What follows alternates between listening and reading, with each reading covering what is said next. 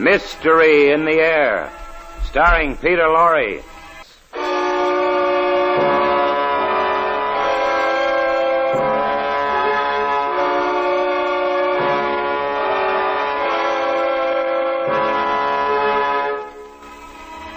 Ladies and gentlemen, there are two kinds of stories. Those you can take to bed with you and they relax you and put your mind at ease. And then there's the other kind. And our story tonight is the other kind.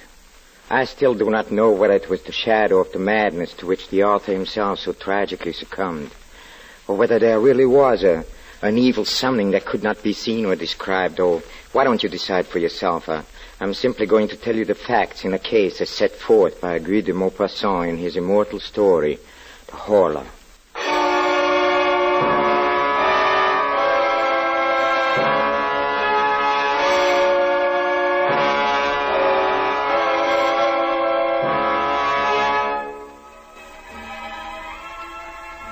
Each week at this hour, Peter Lorre brings us the excitement of the great stories of the strange and unusual, of dark and compelling masterpieces culled from the four corners of world literature. Tonight, The Horla by de Maupassant. Mystery in the Air, starring Peter Lorre.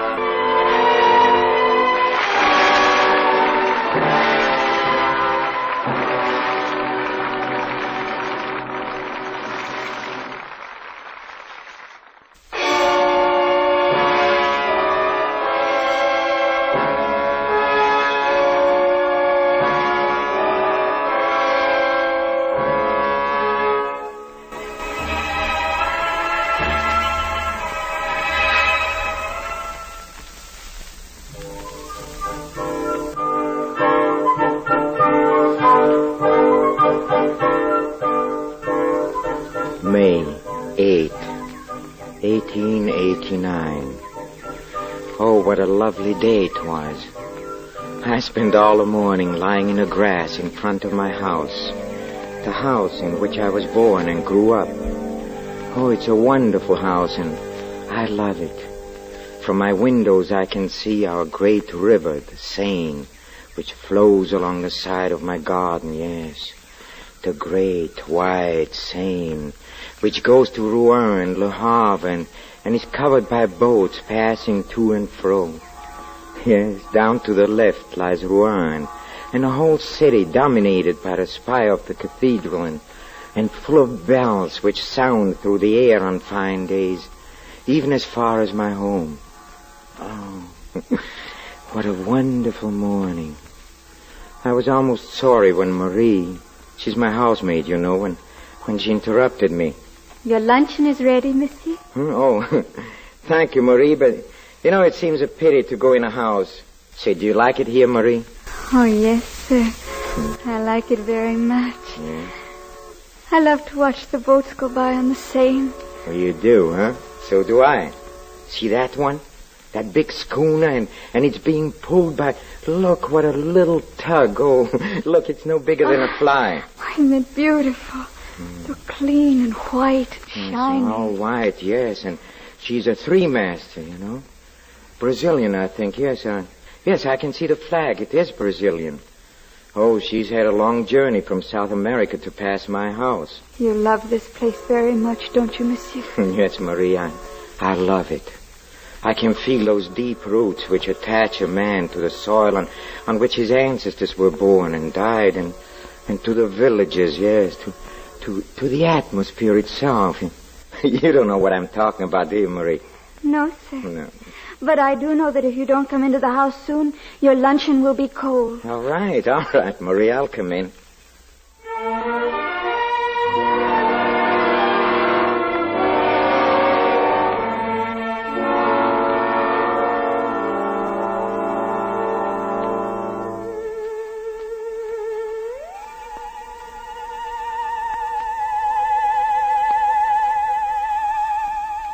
May 12th.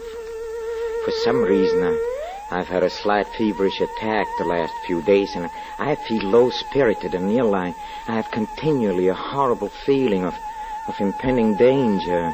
an apprehension of some coming misfortune or of approaching death. I've never experienced anything like this before. If it continues, I think I'll have to see my doctor.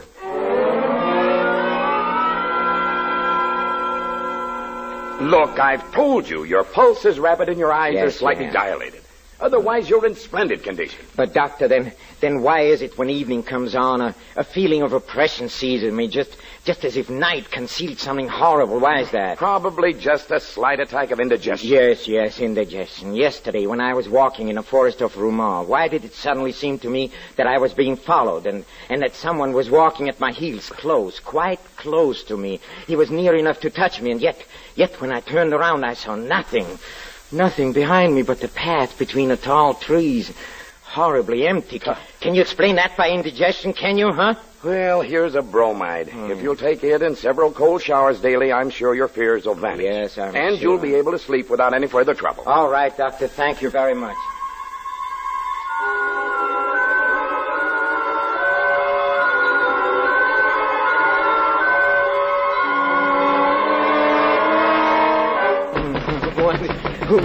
Who is there? It's I, Marie. Oh, just a moment.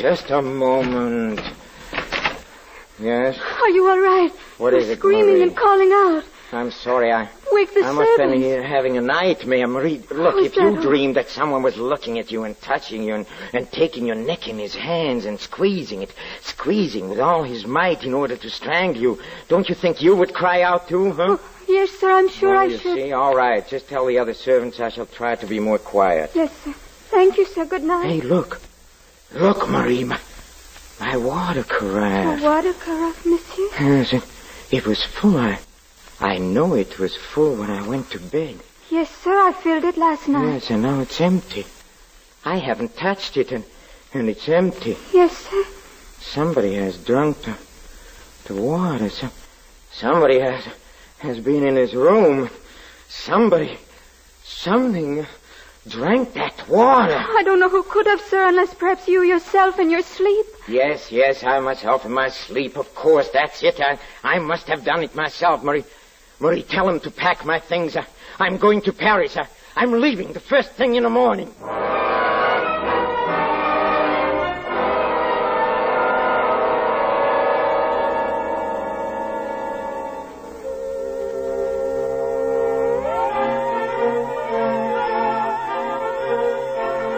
July 12. Paris. Paris, I must have lost my head during the last few weeks. At home, my mental state bordered on madness, for I had believed, yes, I had believed that an invisible being lived beneath my roof. How stupid, how perfectly ridiculous it all seems now, yes. 24 hours in Paris have completely restored my equilibrium, and tonight I'm going to dine at the house of my cousin, Madame Sablé, and, Dr. Parent is going to be there. He's the famous specialist for nervous disorders, and I shall ask him, and I'm sure he can finally put my mind at rest about this silly hallucination.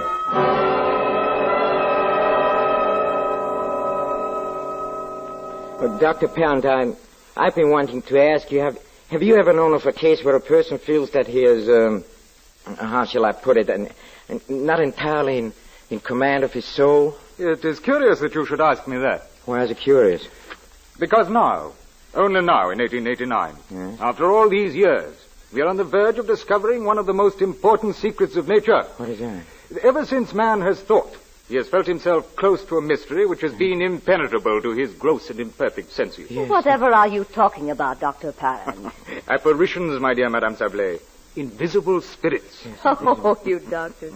You're always being mysterious. Oh, not at all. For more than a century now, men seem to have had a presentiment of something new. Mesmer and some others have put us on an unexpected track, and we have arrived at really surprising results. Oh, you're just trying to frighten us. Not at all. If you think so, would you like me to try to send you to sleep, madame? It would be a novel experience. If you can do it. And if I can, it will answer your cousin's questions. Yes, it certainly would. Now, madame, if you would just sit in this easy chair. So, now you must let your mind go completely blank and look fixedly into my eyes. Yes, that's right. Now, you are going to sleep. To sleep. You're going to sleep. Sleep. Sleep. You see, her eyes are becoming heavy. Her mouth is twitching. That's incredible. Sleep. You have nothing but Doctor, I don't like this. It frightens me. Sleep. Sleep. Here, now she is asleep. An easy subject, I must say. Now, if you will stand directly behind her chair, I will proceed with the experiment. Now, I hand her an ordinary pasteboard visiting card, so. Now, Madame Sablé, you hold in your hand a looking glass. Yes.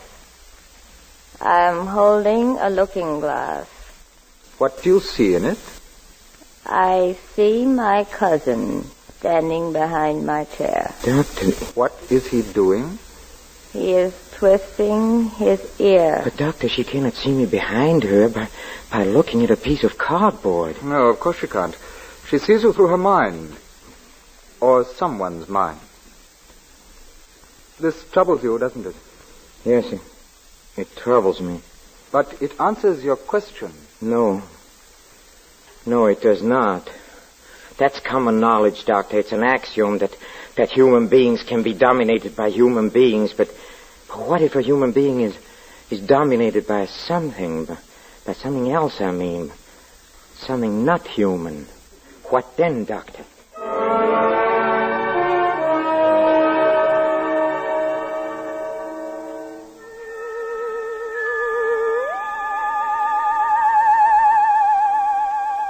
August 6th. I'm back at home. Yes, now I know it's useless to struggle. Useless. Somebody possesses my soul and dominates it. Somebody orders all my acts, all my thoughts. I'm nothing except his slave and a terrified spectator of all I do. Yes, but who is he, this invisible being that rules me, this unknowable spirit, this rover of a supernatural race? He must have a name. I know he has.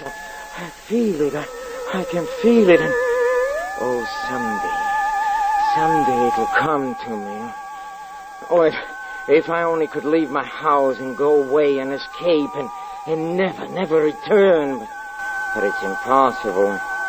This being I cannot call by name, he will not let me.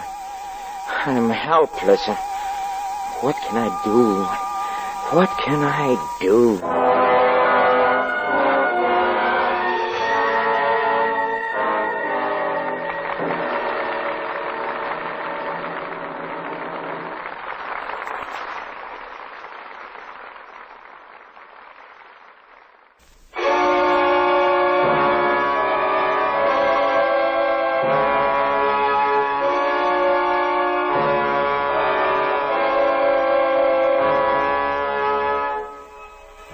Now back to de Maupassant's terrifying story of a man obsessed by the idea that he is dominated by an invisible being.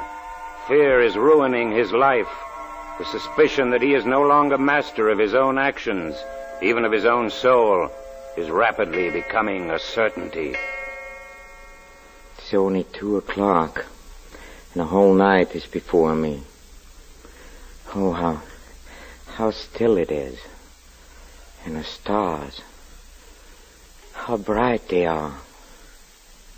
Who inhabits those faraway regions, and what do they know that we do not know? Will not one of them someday appear on our earth to conquer it?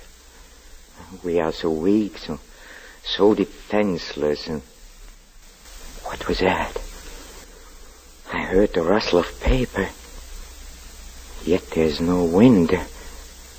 Absolutely no wind. There. It's that book, yes, the one on the table under the lamp.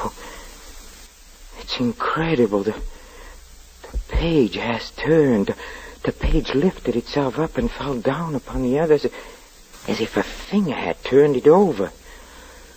My armchair appears empty, but no, it isn't. No, he's there. I know he is, sitting in my place. He's reading. I can't stand it any longer. I'll grasp him and... He ran away. He ran away before I could reach him. He ran away and the window closed after him. He's afraid of me. He's afraid of me. What do you call yourself, you evil shade? Whatever it is, someday I'll catch you and crush you. Here, come here. What? We heard the noise and we wondered. Another nightmare, monsieur. No, it's not a nightmare. I was awake. Tell me, Marie, do you believe in invisible things? Invisible? Yes, invisible beings that dominate you. Well, I read an article about that in the paper today. What did it say? That somewhere in Brazil, I think, people are frightened, leaving their houses, saying they're pursued by invisible beings which feed on their life while they're asleep. Yeah? Like vampires, you know. Marie, that is where he came from. Oh, monsieur. Don't you remember the day we saw that little tug pulling that big Brazilian schooner up the river? Yes. Remember, she looked so white, all white, and he was on board. Yes, he came from there where his race originated, and he saw me, and he saw my white house, and he sprang from the ship. Oh, now I understand. And don't you? Don't you? No, monsieur, I don't.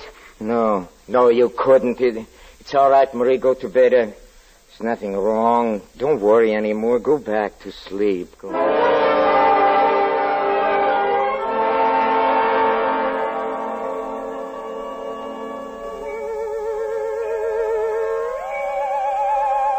Yes, now I know. How can I help but knowing it's obvious?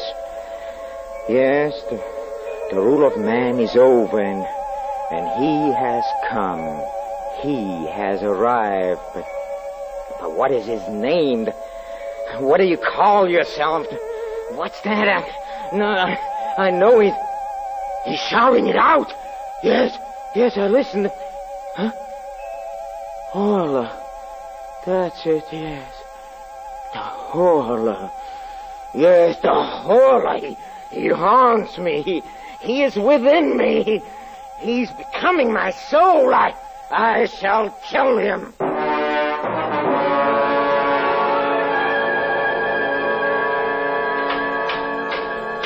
There, monsieur. What? The iron shutters on the windows and door complete. All right. Know why anybody wants half-inch iron shutters in their bedroom is more than I can see. Well, at least it'll keep everything out. I don't want to keep things out. I want to keep something in. Never mind.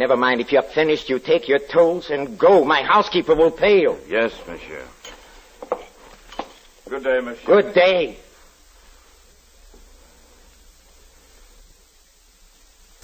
Now I'm ready. Yes, tonight he'll come. But tonight I'm ready for him. I'm ready for him.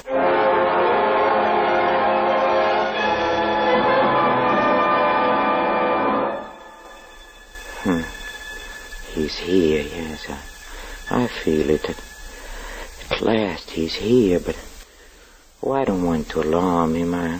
I'll casually close the iron shutter so casually as if I'm preparing for bed. And now I'll start to close the iron doors as if I'm shutting myself in for the night. But instead of shutting myself in, I'll shut myself out. Yes, it's down. He's inside. He cannot escape. Downstairs, yes, as fast as I can run. Oh, good, the lamp is still burning. Oh, yes, fire, that'll dispose of him. Fire. Oh, see, the house is dry as tinder. Won't take long. See, the flames are reaching the ceiling already. Oh, I'd better get out before I burn myself up, too. Here, I can watch from here. How slow the house is burning. Don't you suppose it? No, there, yes. A tongue of flame licking out on the top of the window. And another, and another. See it burn. My house, my beautiful house. And, but it's more beautiful. And it's now in flames because he's inside. And he'll burn too, yes. And I'll be free.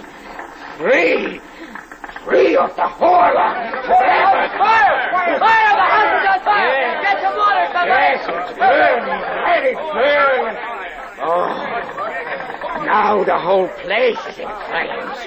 Nothing can stop it. That's Marie, the servants in the garret. They'll be killed. Here, stand back, all of you. The roof's going to cave in. Look. Oh, the poor devils, we got to get some help. Maybe we can get them out of there. It's lighting up the whole countryside. A monstrous, beautiful funeral pyre. And he's burning too. My prisoner, that new being, that new master, the Horla. The roof has fallen in. The roof has fallen in.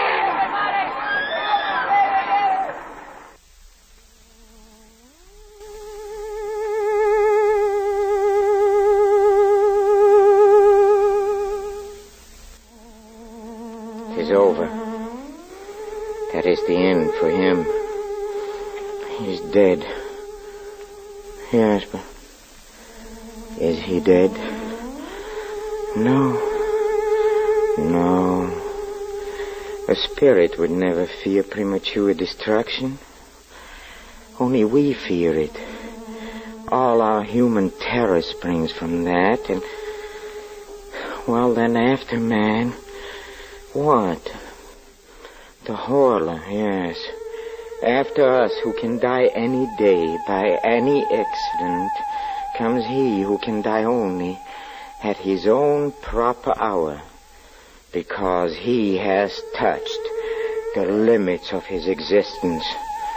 No, he is not dead. Well, what can I do? What can I do? Oh, there's one thing I can do. I can destroy myself. Yes, I must destroy myself. I'm going to destroy myself.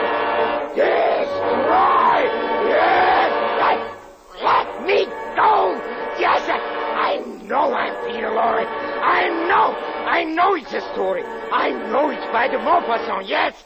I know it's Thursday night, and we are on the air, but it's the Horla.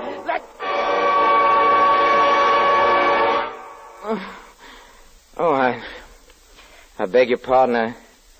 I'm sorry I got so excited, but I warned you at the beginning. It's a very uncomfortable story.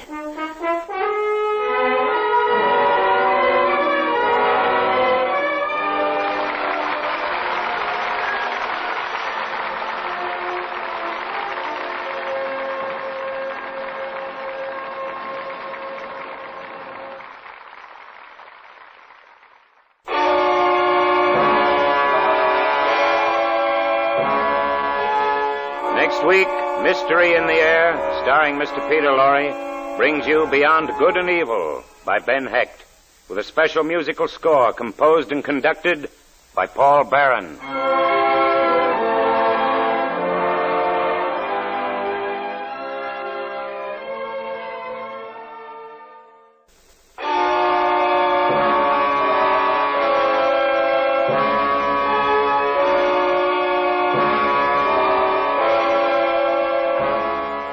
Listen again next week at this same time to present Mr. Peter Lorre in Mystery in the Air. Next week's play will be Beyond Good and Evil by Ben Hecht. The artists supporting Mr. Lorre tonight were Henry Morgan as the voice of Mystery, Peggy Weber as Marie, Lorene Tuttle as Madame Sablé, Ken Christie as the Doctor, Ben Wright as Dr. Parent, Howard Culver and Jack Edwards, Jr. This is Michael Roy in Hollywood wishing you a pleasant good night. This is NBC, the national broadcasting company.